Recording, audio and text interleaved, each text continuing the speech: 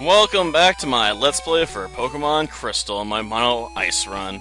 And yeah, well, I was all at Goodwill, I picked up another Pokemon plushie. I could have gotten another Pikachu, but I was like, you know what, scrap that idea. I've already got, enough Pikachus, and I don't really use more than the big one at this point.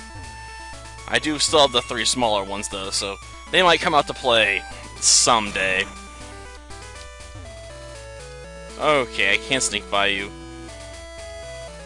Okay. Haha! I must be sneaky. Well, I managed to do it. Good. Apparently I spend more time on fighting trainers than I have to. Yeah, I solved the power plant's problem, alright. Yeah, lifesaver, huh? What flavor am I? Actually, I probably don't want to know. Please don't tell me the answer to that! Ugh. Let's just make use of our expansion card and go wake up that Snorlax, so we can go through Diglett's cave. Fly. Sort of wish I had a fighting-type Pokemon right now so I could more readily deal with Snorlax. As it stands, I suspect this is going to be a pain in my backside. I suppose I could throw Jinx at it, but I think Snorlax has got some decent special defense going for it. Where are we at? I think it's near the end. There we go. It's the Pokeflute channel. Let's wake this thing up. Why is there a channel dedicated to the Pokeflute anyway? I mean, is Snorlax being in the middle of nowhere a common problem, you know? Like, I need to wake up a Snorlax. I know, we'll use this channel. Honestly, Snorlax is probably the best Pokemon this gen just because of Curselax. You do not want to mess with Snorlax, man. Like, it will end you if you don't have a phaser. Like, you don't have some way of getting rid of it. It's gonna beat the ever-loving daylights out of your team. Especially if you can find that with, like, rest and leftovers. I guess I could try freezing it with an Ice Beam. That may be my best option. Though, that'll only do so much. Well, at least we got stabbed with that, so even if it does have decent special defense, I'll be able to pierce our way through it. Nope. Damn. Well, that will get rid of its status effect. Now I can't freeze it while it's asleep. Great. This is gonna be a long one. I can tell. Well, we could try switching, I suppose. Kiss and Kate Barlow, I'll send you out to try and deal with this thing. Snorlax is always a monster, man. Maybe if I still have the Master Ball, I could throw that at it.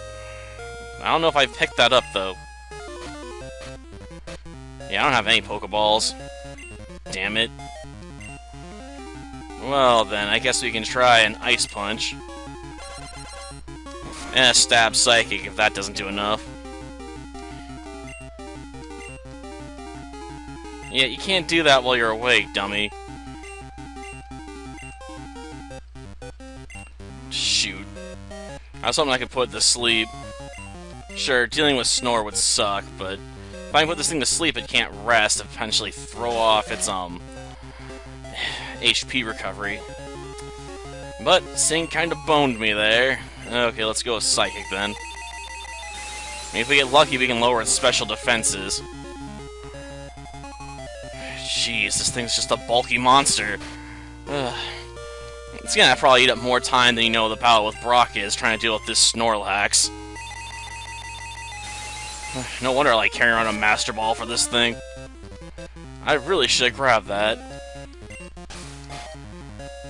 Well, if I get lucky, it'll sleep its way through this. I'm a bit surprised it's not using Snore, though, considering it's trying to spam it while awake. Now while it's sleeping, it doesn't use it at all? What's with that? Oh, trying to paralyze me with a Body Slam? And it worked. Gosh darn it. Okay. Let me guess. He's then gonna do a freaking rest, recover, so I'm gonna have to full restore, then try and kill him again. I mean, if I wasn't paralyzed, I'd just go for it.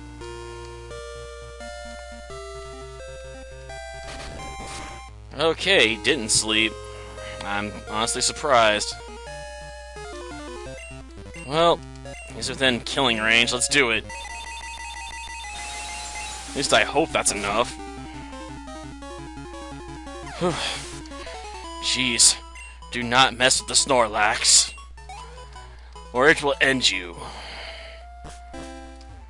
Gosh darn annoyance they are. At least the Diglets will be easy to deal with. Though, unless it's a Dugtrio, I'll probably run away. I want the good experience, you know? Taking out a level 8 Diglett will not do that for me. Well, we're close. Just denied right before the exit. Come on. Only level 16. Like I said, if you ain't a Dugtrio, I ain't interested. Well, let's get out of that cave. I'll use Cut, alright. Oh, great, he's turning a loop. Well, at least he's going consistently in the same direction, so it's a lot easier to dodge than those that go randomly, you know? He's like, I'm searching! I'm actively looking, you can sneak by me, if you're careful. And I want to be careful, alright. Sad part is we still have to deal with that one kid. At least he doesn't have a Geodude, I don't think, in this gen. That was so annoying in the remake. Especially when I was carrying around a Pikachu, it's just like, oh man, he's gonna screw me over. And he did. Damn Geodudes. I knew I couldn't avoid this. But you use a ground type, so I don't know what you're talking about, man. Unless Sandshrew was originally meant to be a rock type, and then they changed their mind, just made it pure ground typing. I mean, I guess I could see it with the back it's got going on for it. It does look like it's got, like, rocky spikes coming out, you know? So I guess I could see that as a rock type. But maybe, like, you know what? We got enough rock ground types. Let's make Sandslash a pure ground type, folks. I know it's a weird, but that's what we're gonna go with. Because, you know, you had Geodude, Graveler, Golem, Onix, and Rhyhorn, all rock ground types. So I guess I could see why they'd be like, you know, throwing in Sandshrew in that mix would just be one too many. I think Sandshrew might be one of the only pure ground type Pokemon in Gen 1. In fact, I can't really think of any others off the top of my head. No. I mean, there's some other ground type Pokemon, you know, like Nidoking and whatnot, but they also are poison type. Except fighting attacks, they're not really impervious to those. Because fists can break bricks. But, let's see what you got. A Graveler? You think that can stand up to my Fubuki? Are you crazy?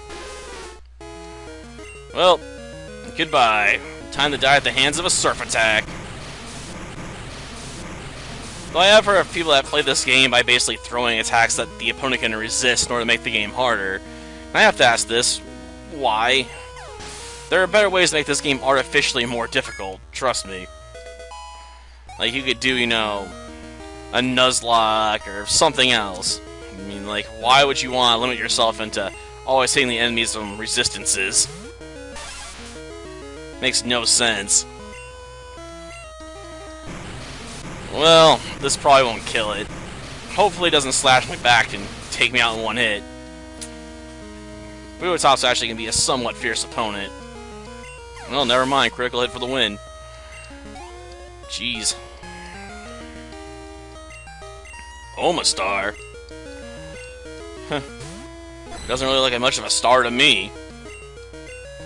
I mean, look at that ugly head. I know. The way it's spread out with its arms and legs, it's got 4 points, and obviously the last point's, you know, underneath that, massive chrome dome there. Okay. Don't you know any rock techniques? You know, rock throw, anything? You're not really gonna take down a Lapras with Surf. Especially in later gens, where Lapras just absorbs water attacks. Which is why in doubles you'll see sometimes people using 2 Pokemon that can use Surf, you know? Because Lapras just heals off of it. And just will refuse to die if you can overpower the opponent with your Surf attacks. Well, that Onix is screwed. I mean, what's it supposed to do against Surf? That 4x weakness just kills you, man. That's why dealing with Dragonair was such a pain when I was doing the Rock Run. I had to rely on Corsola using, you know, Mirror Coat to bounce attacks back at my opponent. It's about the only reason I had a use for Corsola at all, was just for that one fight. Well, I'll take care of Rhyhorn. Or as I always like to call it, Cryhorn. Because I'm always leaving it crying in agony. You gotta feel sorry for it. Constantly tries so hard, and it constantly loses. Well, I kinda just soaked my way through your defenses. Your rock-hard defenses don't add up to much, really. Well, good, now I can feel like I'm a member of the Flintstones. I got the Boulder Badge!